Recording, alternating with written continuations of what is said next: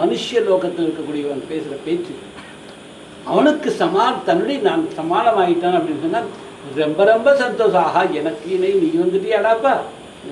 ஏன்னா அவன் மனசுலேயே கள்ளங்கள் இல்லை, கபடங்கள் இல்லை, தோஷங்கள் இல்லை. அவன் மனசுலேயே தப்பான எண்ணங்கள் வராது. பார்த்துக்கோ, இறைவன் நான் கை வச்சு அவனை அடக்கி ஆளுவேன்னு இது அவனு நீச்சத்தனமான எண்ணமாயிடும். அப்படிப்பட்டவன் இறைவனை மகிழ்விக்க முடியாது.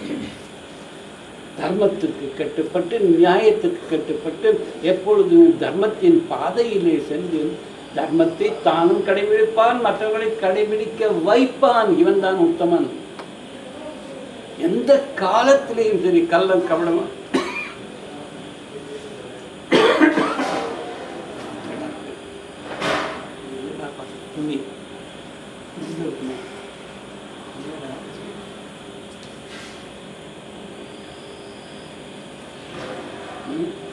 எதுக்கு சொல்ல வர்றேன்? வீரமும் தைரியம் தான் இறைவனுக்கு பிடிக்கும். பக்தனை தனக்கு சமமாக பார்ப்பதிலே தான் அவனுக்கு ஆனந்தம். நீ இப்படி நினைச்சிடாத, இறைவன் தான் எப்பையும் மேலே, நான் எப்பையும் கீழே, அப்படித்தான் அடக்கி வைப்போம். இல்லோ, எந்த காலகட்டத்திலும் கிடையாது. அகத்தியர் சிவபெருமானுக்கு சமமானவரே. நான் அகத்தியர் எந்த காலத்திலே சொன்னதில்லை நான் இறைவனுக்கு சமமா சொல்லலையே. ராமாவதாரத்தில் ராமன் நாராயணன் சுயமா அவதாரம் எடுத்துட்டு வந்து அதே அகத்தியர் ஆசிரமத்துக்கு போய் காலில் விழறார். அந்த நேரத்தில் அன்பும் ஆனந்தமும் பொங்கி வழியும் ரெண்டு பேருக்குமே. இதில் யார் பெரியவன் யார் சின்னவன் இந்த பேச்சுக்கே இடம் கிடையாதுப்பா. குறையற்றவன் ஒவ்வொருத்தனும். அந்த சித்தனும் குறையற்றவன். அதனால தானே சித்தம்போக்கு சிவம்போக்குங்கிறது. அவன் பேச்சுக்கு கட்டுப்படுவான். இன்னைக்கு சரி, கரூரில் கோயிலுக்குள்ள ஒரு கரூரார் சந்நிதி இருக்கு பார்த்து. ராஜராஜன் பெரிய கோயில் கட்டுறான். ஆனால் கோயிலில் முக்கியமான விக்கிரகம் சிவலிங்கம் உட்கார மாட்டேங்குது. ஆடிட்டே இருக்க தவிர உட்கார எல்லாம் பண்ணி பார்த்து முக்க முடியும். பிறகு எல்லாம் சொல்கிறாங்க, அவங்க ஒரு சித்தனை மகாபுருஷனை கூப்பிட்டு ஐயா, அவன் தான் லிங்கத்தை சரியாக உட்கார வைப்பான்.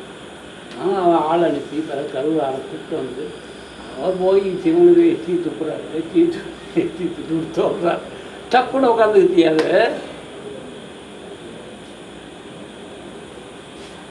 ஒரு வாரம் முன்னாடி கரூர் போயிருந்தேன். ஆச்சரியம் இருக்குன்னு கோயில் போனாலும் இந்த பக்கம் இருக்குது சமாதியில் போட்டு நான் நேரில் பார்த்தா சிரிக்கிறார், தெளிக்கிறார். 1000 கோடி சொல்லியிருக்கார், தெளிக்கிறார், சிரிக்கிறார்.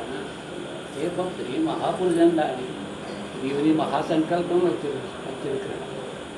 வசிஷ்ட பிரம்மரிஷியை குறித்து தெரியும். அவரும் உன்னை பற்றி பெருமையாக பேசியிருக்கிறார்.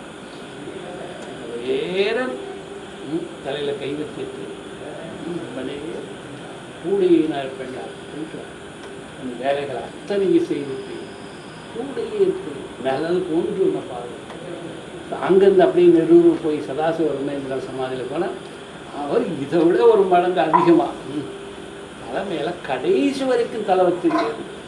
தலைமையில கையை வச்சுருந்து இருக்கிறேன் பிரம்ம ஞானத்தை அடைஞ்சிட்டு எல்லாம் சித்திக்கும். எல்லா காரியங்கள் எல்லாம் அதுவாக நடக்கும்.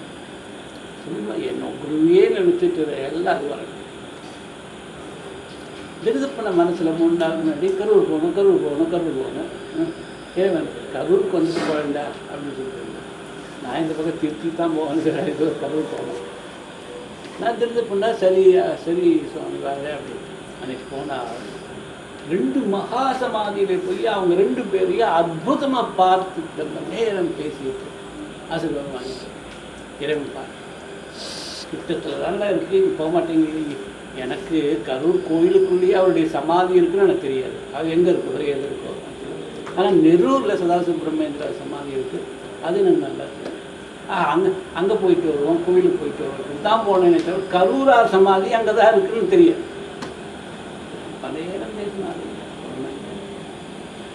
கல்வியுடைய கொடுமைகள், இப்போ இருக்கக்கூடிய நீதி நியமமற்ற நெறிமுறைகள் இதெல்லாம் பார்த்து திட்டிட்டு காலங்கள் எல்லாம் சரியாகும்.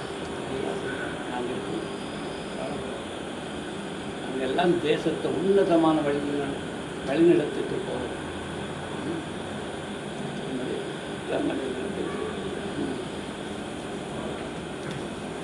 ஏன் சொல்ல வருது, உனக்கு கண்ணு விழிச்சிருந்ததுன்னு சொன்னா சித்தர்கள் நிற்கிறான் எல்லா பக்கமும். கண்ணை என்ன சொல்றது, மூடிக்கிற இல்லை கண்ணை குருடாக்கிக்கிற. குருடான கண்ணுடைய எங்க போய் பார்ப்ப?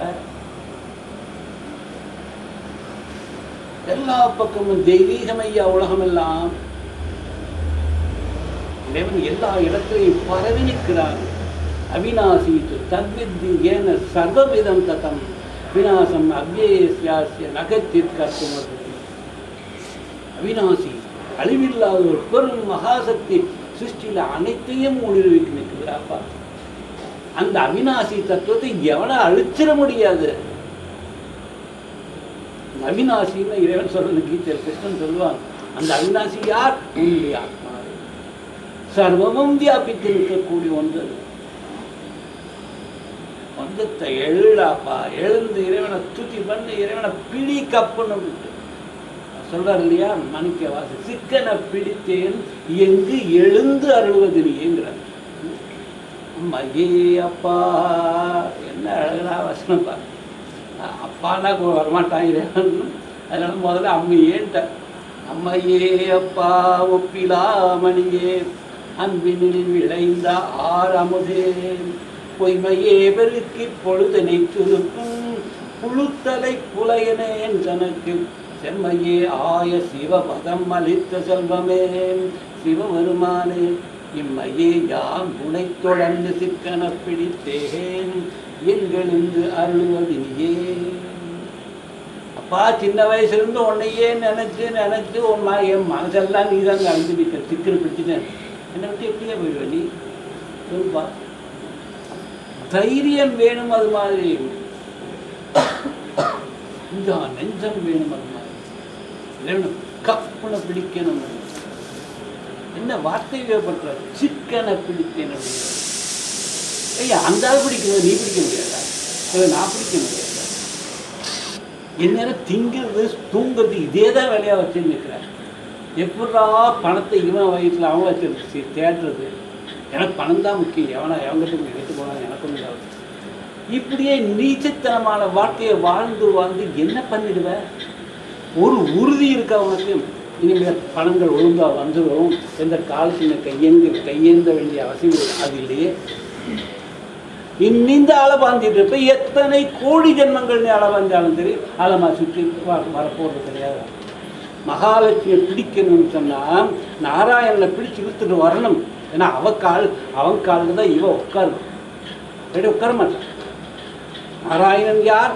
அனந்த மரியாதையோட அனந்த வேத சாஸ்திரங்களுக்கு கட்டுப்பட்டு மரியாதை கட்டுப்பட்டு இயற்கையினுடைய என்ன சொல்றது, இயற்கையை முழுதாக தாங்கி சிருஷ்டியை பரிபாலனம் பண்ணாங்க, நியாய தர்மங்களை அனுசரித்த அவன் நாராயணனப்பா. ஒன்றும் உள்ளத்தில் நிற்கிறான். ஆக அவனை தர்ம மார்க்கத்தில் போய் அவனை பிடி. அசையாமல் நிற்பாள் மகாலட்சுமி. தைரியம் கிடையாது ஓடுறது. அதே மகாலட்சுமி தான் இங்கே சொல்லுவாங்க. மகாலட்சுமி இந்த மூன்று தேவிகளும் ஒன்றுதையா சொல்ல போனால் பிரம்மாவுடைய சரஸ்வதி, நாராயணனுடைய லக்ஷ்மி, அதாவது சிவனுடைய மகேஸ்வரி, மூணும் ஒரே சக்தியினுடைய மூன்று பின்னப்பட்ட ரூபங்கள். அவ்வளோதான், அவ்வளோதான், பேர் ஒன்றுமே கிடையாது. அதனால் அந்த தாயை எல்லா ரூபமாக வழிபடு.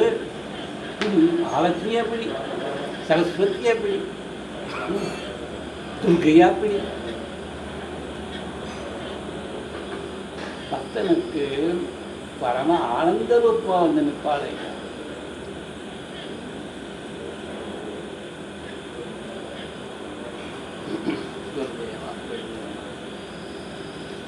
காஞ்சிதாமாம் கரிகலவ கும்பத்தனலதா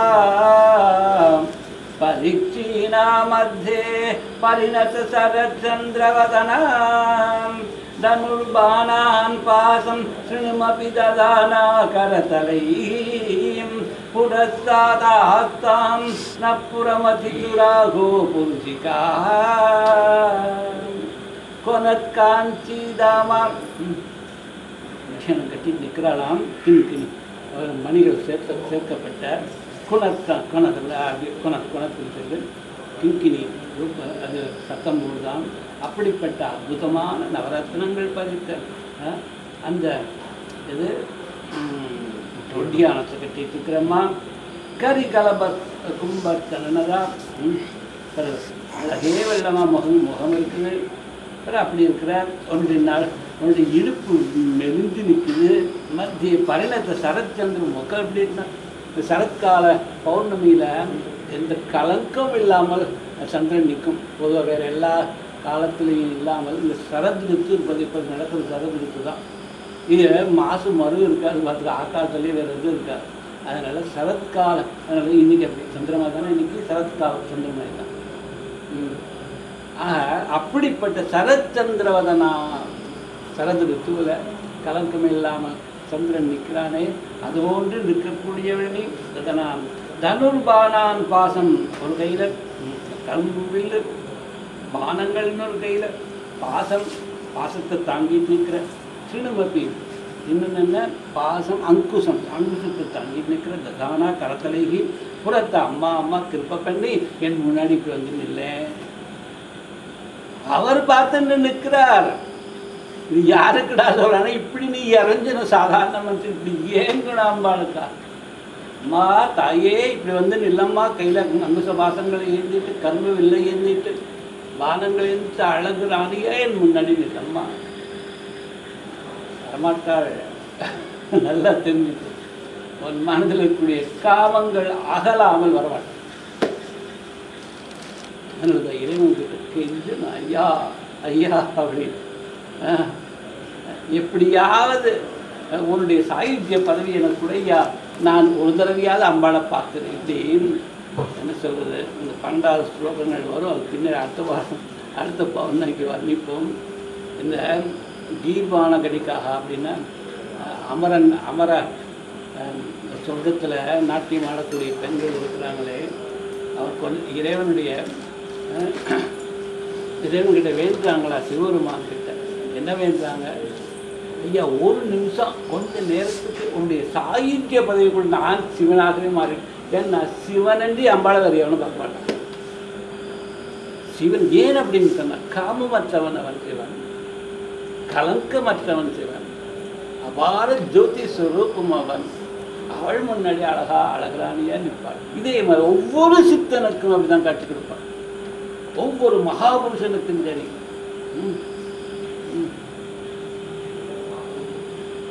ஆத்தாளை எங்கள் அபிராமி வள்ளியை அண்டமெல்லாம் பூத்தாளை பொதுவொடுங்க காத்தாளை என்ன மாதளம் பூ நிறத்தாளை புவியடங்க காத்தாளை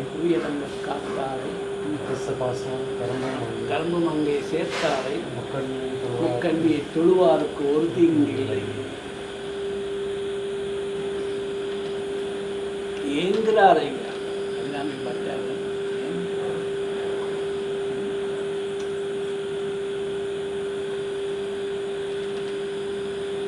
எவன் ஒருத்தனாக இருந்தாலும் சரி, மரியாதைக்கு கட்டுப்பட்டு தர்ம நெறிமுறைக்கு கட்டுப்பட்டு நீதி இறைவனை அம்பாளை தொழுவானே ஆனால் கட்டாயமாக தரிசனம் உண்டு. அனுமதி யார் கொடுப்பா? சிவபெருமான் தான் கொடுப்பார். ஏன்னா சிவபெருமானுடைய அந்த புறத்தில் இருக்கிறாளாம். அது 25 ஸ்லோகமா, இது 95 புராராதே அந்த புறமதி தத்துவரணோ சபரியா மரியாதா சரள கரணானாம் ததா கீதே நீதா சதமகமுகா சித்திமதுலாம் தவத்வாரோபாந்தஸ்திதி விரணிமாத்யா விரமராஹ. அது அர்த்தம்லாம் பின்னாடி வரும்போது சொல்லுவோம். இது பார்ப்போம். கொனக்காஞ்சீதாமாம் கரிகலபகும்பத்தனனதாம் பரிச்சீனா மத்தியே பரிணத சரச்சந்திரவதனாம் தனுர்பானான் பாசம் ஸ்ருணுமபி ததானா கரதலைஹி புரத்சாதாஸ்தாம் ந புரமதிதுலாஹோ புருஷிகாஹ. இந்த பாதங்களில் ஏந்தி கரும்பு வில்லையும் அம்புகளையும் தாங்கிக்கிட்டு அபார ஜோதியோடைய முன்னாடி வந்து நின்று சுதா சிந்தோர் மத்தியே சுரபிடபி வாட்டி பரிவிருத்தே மணித்வீபே நீபோபவனவதி சிந்தாமணி கிருஹே சிவாகாரே மந்தே பரமசிவ பரியங்கந்தயாம் வதந்தி த்வாம் தன்யாः கதிச்சன சிதானந்தலகரி. யாரு? வதந்தி த்வாம் தன்யாः கதிச்சன சிதானந்த. அந்த அமிர்த கடலை மனசுல தாங்கிக்கிட்டு இந்த சித்த புருஷர்கள், யோகிகள், ஞானிகள் எப்பொழுதுமே உன்னை பதிச்சுட்டு நிற்கிறாங்களே, உன்னுடைய துதி பாடி எவ்வளவு புண்ணியங்கள் பண்ணியிருப்பானுங்களோ, அவ்வளோ பெருமையாக பேசுகிறாரு. என்ன புண்ணியம் பண்ணியிருக்கணும். இதேதான் திருமூலர் சொல்லுவார்.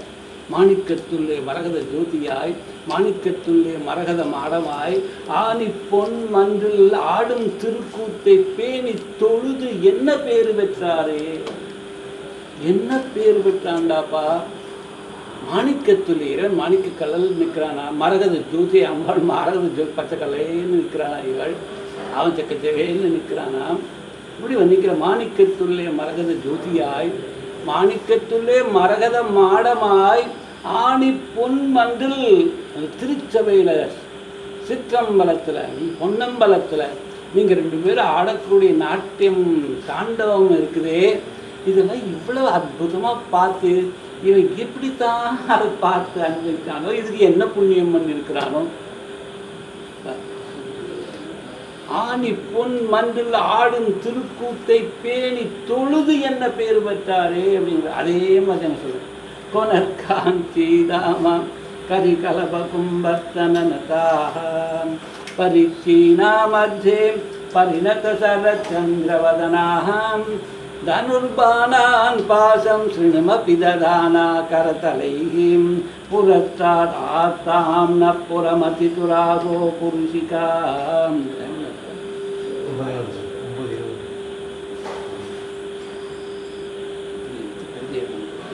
பார்த்தியா, ரொம்ப நேரம் ஓடிட்டு நான் அம்பாளுக்கு தான் சொல்கிறேன். நான் என்ன பண்ணுறேன், நான் 10 ஸ்லோகத்தை முடிக்க பாடுறேன். இது எத்தனை ஸ்லோகம்? இது 8ல் தான் ஒரு நிற்கிது. சரி, 10 போட்டு ஆரம்பிச்சு இன்னொரு தடவை நான் அடுத்து தொடரும்.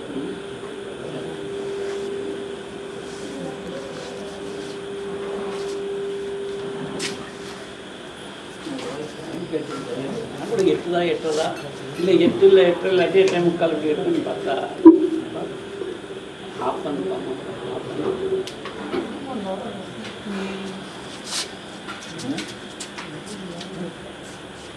ஒன்றை தொட்டுட்டா இன்னும் நான் தொடாமல் விட முடிய மாட்டேங்குது. அவ்வளவு அற்புதமா கருத்துக்கள் அத்தனை நிறந்து நிற்குதா.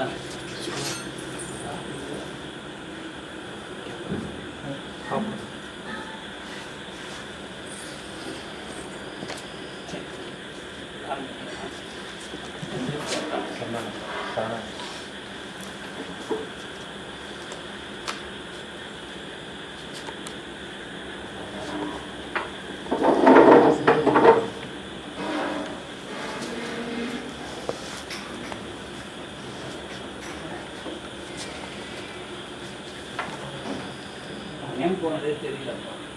இல்லை இது ஞாபகப்படுத்த வேணாமா, பார்த்து முன்னாடி வைக்க வேணாம், கண் முன்னாடி இந்த பின்னாடி வேணாம்.